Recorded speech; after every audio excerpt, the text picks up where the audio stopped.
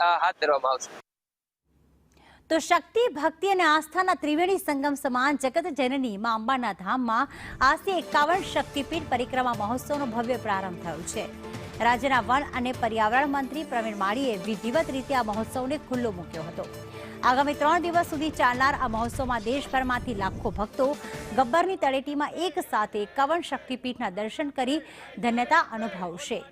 મહત્વનું છે કે ગત વર્ષે અંદાજે 4 થી 5 લાખ શ્રદ્ધાળુઓએ આ પરિક્રમાનો લાભ લીધો હતો, જે આંકડો આ વર્ષે વધવાની પૂરી શક્યતા છે। શ્રદ્ધાળુઓને પરિક્રમા પથ પર કોઈપણ પ્રકારની તકલીફ ન પડે તે માટે તંત્ર દ્વારા ઠેર ઠેર ચા પાણી, નાસ્તો અને વિશ્રામ માટેના પંડાલો ઊભા કરવામાં આવ્યા છે। 1 ફેબ્રુઆરી સુધી ચાલનાર આ મહોત્સવના પગલે સમગ્ર અંબાજી પંથક જય અંબેના નાદથી ગુંજી ઉઠ્યું છે।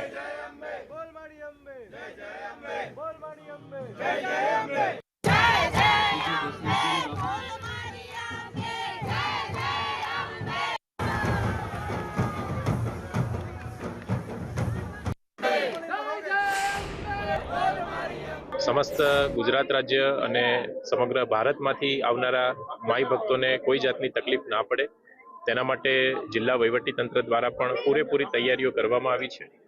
6 જેટલી અલગ અલગ જગ્યાઓએ પરિક્રમામાં આવનાર માઈ ભક્તો માટે નિઃશુલ્ક ભોજન કેન્દ્રોની વ્યવસ્થા ઊભી કરવામાં આવી છે। આ ઉપરાંત સમસ્ત ગબ્બર પરિસરમાં પણ 3 જગ્યાએ ચા નાસ્તા સહિત ભોજનની વ્યવસ્થાઓ માઈ ભક્તોને મળે તેવી વ્યવસ્થા કરવામાં આવી છે।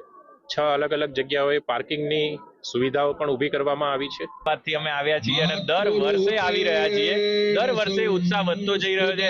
આજે પણ અમારા ગ્રુપ મેમ્બર્સ આવી રહ્યા છે। આજે પણ એટલો જ ઉત્સાહ સાથે અમે આવી રહ્યા છીએ અને અંબાજી તો અંબાજીની તો વાત જ શું થાય, જ્યાં સાક્ષાત માં જગદંબા વસતી હોય અને એવું કે જે જગ્યા ઉપર એક જ જન્મમાં એક જ જગ્યાએ જ્યારે 51 શક્તિપીઠના દર્શનનો લાવો મળે।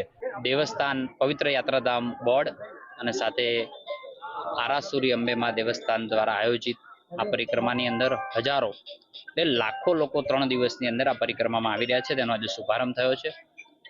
ખૂબ માઈ ભક્તો આ 3 દિવસની અંદર આવવાના છે। ગઈ સાલ પણ 5 લાખની આજુબાજુ આ માઈ ભક્તો અહીં દર્શન કર્યા હતા। આ વર્ષે પણ વધુ થવાના